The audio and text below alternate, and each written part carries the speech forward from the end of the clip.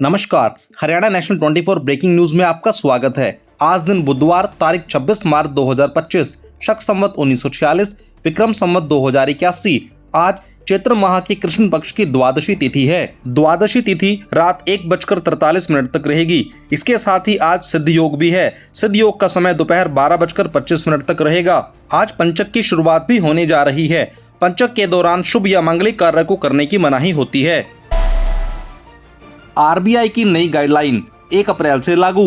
50,000 तक के लोन पर कोई चार्ज नहीं। इससे छोटे लोन लेने वालों को राहत मिलेगी। रिजर्व बैंक ऑफ इंडिया यानी आरबीआई ने कहा है कि बैंक विशेष रूप से प्रायोरिटी सेक्टर बैंक छोटे लोन पर कोई भी एक्सेस चार्ज नहीं लगा सकते। आरबीआई के मुताबिक 50,000 तक के प्रायोरिटी सेक्टर लोन पर कोई भी लोन संबंधी एडॉक सर्विस चार्ज या इंस्पेक्शन चार्ज नहीं लगेगा। इससे छोटे कर्ज लेने वाले लोग अनावश्यक वित्तीय बोझ से बचेंगे। आरबीआई ने प्रायोरिटी सेक्टर पर नए मास्टर डायरेक्शन जारी किए हैं। यह 2020 से चल रहे मौजूदा गाइडलाइन की जगह लेगा। नए गाइडलाइन 1 अप्रैल 2025 से लागू होंगे। आखिरकार प्रायोरिटी सेक्टर किन किन सेक्शंस को लोन देता है, आइए जानते हैं। नंबर 1, एग्रीकल्चर, डेयरी, मुर्गी पालन जैसे सेक्टर्स के लिए। MSME loan, micro, small, medium enterprises के लिए।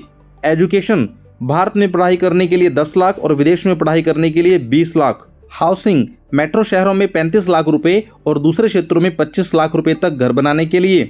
वीकर सेक्शन, SC/ST महिलाएं और आर्थिक रूप से कमजोर वर्गों के लिए। पेरिस ओलंपिक में सिल्वर मेडल तक पहुंचने के लिए सरकार करेगी विनेश का सम्मान।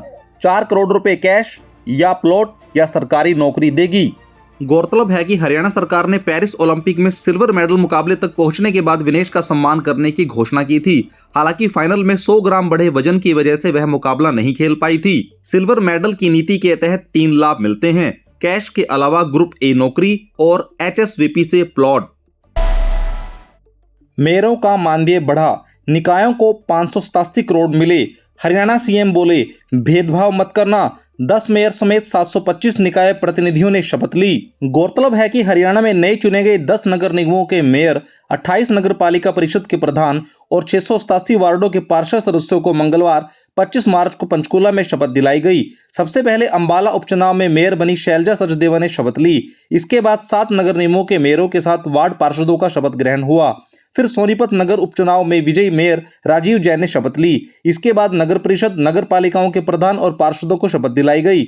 आखिर में उपचुनाव में विजय प्रधान और पार्षदों का शपथ ग्रहण हुआ।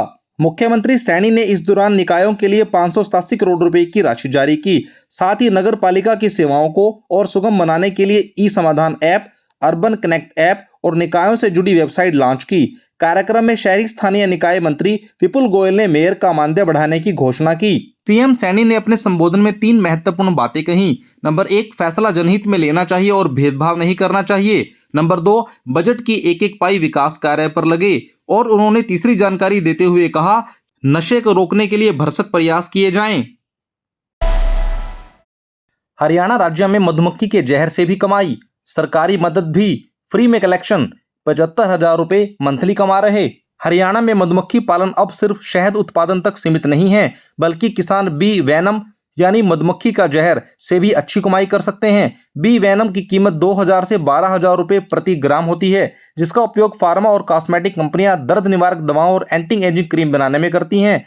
देश के अलावा दूसरे देशों में भी इसकी खूब डिमांड है। 500 बी बॉक्स से 75,000 रुपए तक की मंथली इनकम हो सकती है। खास बात यह है कि कंपनियां बी कीपर के पास फ्री में सेटअप लगाकर बी वेनम कलेक्ट करती हैं। किसान को केवल मधुमक्खी पालन करना होता है। इससे किसान बिना किसी अतिरिक्त खर्च के फायदा कमा सकते हैं। हरियाणा में 30 किसान इस प्रोजेक्ट पर काम कर रहे हैं। इस नई तकनीक से मधुमक्खी पालकों की आय भी बढ़ी है और किसान की आर्थिक स्थिति में भी सुधार आया है। दिल्ली बजट, दिल्ली में पहली बार 1 लाख करोड़ का बजट पेश। यमुना के लिए 500 करोड़ दिए। दिल्ली की सीएम रेखा गुप्ता बोली, आपने शीश महल बनवाए, हम गरीबों के लिए घर बनवाएंगे। बता दें कि दिल्ली की मुख्यमंत्री रेखा गुप्ता ने मंगलवार को पहली बार 1 लाख करोड़ का बजट पेश किया। महिला समृद्धि योजना के लिए 5100 करोड़ रुपए का प्रावधान रखा गया। इसके जरिए दिल्ली की महिलाओं को हर महीने 2500 रुपए दिए जाएंगे। यमुना और सीवेज की सफाई के लिए 9,000 करोड़ का बजट पेश किया गया। मुख्यमंत्री रेखा गुप्ता ने आयुष योजना के लिए 21,44,000 करोड़ रुपए का बजट रखा। केंद्र सरकार से 5 लाख रुपए तक का मुफ्त ब्याज तो मिलेगा ही, साथ ही दिल्ली सरकार भी इसमें अपनी ओर से 5 लाख रुपए जोड़ रही है। यानी आयुष्मान योजना के तहत 10 लाख रुपए का मुफ्त में इलाज मिलेगा। उन्होंने केजरीवाल पर आरोप लगाते हुए कहा कि उन्होंने आयुष्मान योजना को दिल्ली में लागू नहीं होने दिया। उनकी जिद की वजह से दिल्ली वासियों को सालों तक योजना का लाभ नहीं मिला। दिल्ली बजट की 10 बड़ी बातें। दिल्ली में महिलाओं को 2500 रुपए प्रति महीना मिलेगा। गर्भवती महिलाओं को एक मुश्त 21,000 रुपए दिए जाएंगे। दिल्ली की जनता को 10 लाख रुपए तक का बीमा होगा। दिल्ली में 50,000 अतिरिक्त सीसीटीवी कैमरे लगाए जाएंगे। कनेक्टिविटी सुधारने के लिए 1,000 करोड़ रुपए खर्च किए जाएंगे। 100 जगह अटल कैंटीन खोली जाएगी जहां 5 रुपए में भोजन मिलेगा। सड़कों के सुधार के लिए 3800 करोड़ रुपए खर्च किए जाएंगे। झुग्गी बस्तियों के विकास के लिए 696 करोड़ रुपए दिए जाएंगे। दिल्ली में नई औद्योगिक और वेयर हाउसिंग नीति लाई जाएगी। सीनियर सिटीजन के लिए 20 करोड़ रुपए की ग्रांट जारी की जाएगी। राशन कार्ड और गैस सिलेंडर से जुड़े नियमों में होगा बड़ा बदलाव। 27 मार्च से लागू होंगे नए नियम। राशन कार्ड और गैस सिलेंडर से जुड़े नियमों में 27 मार्च से कई महत्वपूर्ण बदलाव होने जा रहे हैं। इन बदलावों का मुख्य उद्देश्य राशन कार्ड और गैस सिलेंडर वितरण में पारदर्शिता लाना है। Digital ration card. सबसे पहला बदलाव यह किया जा रहा है कि अब राशन कार्ड डिजिटल होगा, जिससे वितरण में अधिक पारदर्शिता आएगी। डिजिटल राशन कार्ड से फर्जी कार्ड धारकों की पहचान करना आसान होगा। एक राष्ट्र एक राशन कार्ड। इसके तहत एक राष्ट्र एक राशन कार्ड योजना लागू की जाएगी, जो खासतौर पर माइग्रेंट वर्कर्स के लिए लाभकारी होगी। इसका मतलब यह है कि किसी भी राज्य या किसी भी हिस्से में काम करने वाले लोग अब अपने राशन कार्ड का उपयोग पूरे देश में कर सकेंगे। ई-केवाईसी और बायोमेट्रिक वेरिफिकेशन। राशन कार्ड के इस्तेमाल के लिए ई-केवाईसी कराना अनिवार्य होगा ताकि पहचान का सत्यापन किया जा सके। इसके अलावा बायोमेट्रिक वेरिफिकेशन भी जरूरी किया जाएगा, जिससे फर्जी लाभार्थियों को रोका जा सके। युवाओं के लिए सुनहरा मौका। रेलवे में 9,970 पदों के लिए भर्ती का नोटिफिकेशन जारी। 10 अप्रैल से शुरू हो गए आवेदन। 10वीं पास करे अप्लाई। बता दें कि रेलवे ने सहायक लोको पायलट के लिए 9,970 पदों पर भर्ती का शॉर्ट नोटिफिकेशन जारी किया है। आवेदन की प्रक्रिया 10 अप्रैल 2025 से शुरू होगी। आवेदन शुरू होने के बाद उम्मीदवार ऑफिशियल वेबसाइट indianrailway.gov.in पर जाकर अप्लाई कर सकते हैं।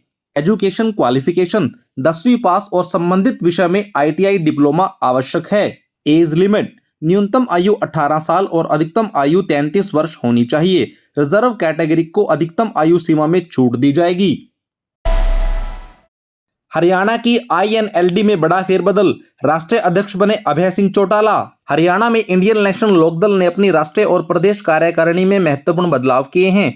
अभय सिंह चौटाला को पार्टी का नया राष्ट्रीय अध्यक्ष बनाया गया है। इससे पहले उन्होंने पार्टी में प्रधान महासचिव की जिम्मेदारी निभाई थी। अभय सिंह चौटाला ने हाल ही में पार्टी की नई जिम्मेदारी मिलने के बाद कहा कि वह इसे पूरी ईमानदारी से निभाएंगे। उन्होंने यह भी स्पष्ट किया कि वह चौधरी देवीलाल की नीतियों के आधार पर पार्टी को आगे बढ़ाने का कार्य करेंगे। उन्होंने पार्टी के सीनियर वाइस प्रेसिडेंट की जिम्मेदारी RS चौधरी को दी। इसके अलावा पार्टी में 3 नई वाइस प्रेसिडेंट भी नियुक्त किए गए। यह सभी बदलाव चंडीगढ़ MLA इनेलो कार्यालय में कार्य समिति की बैठक के दौरान किए गए। 1 मई से ATM से पैसा निकालना होगा महंगा।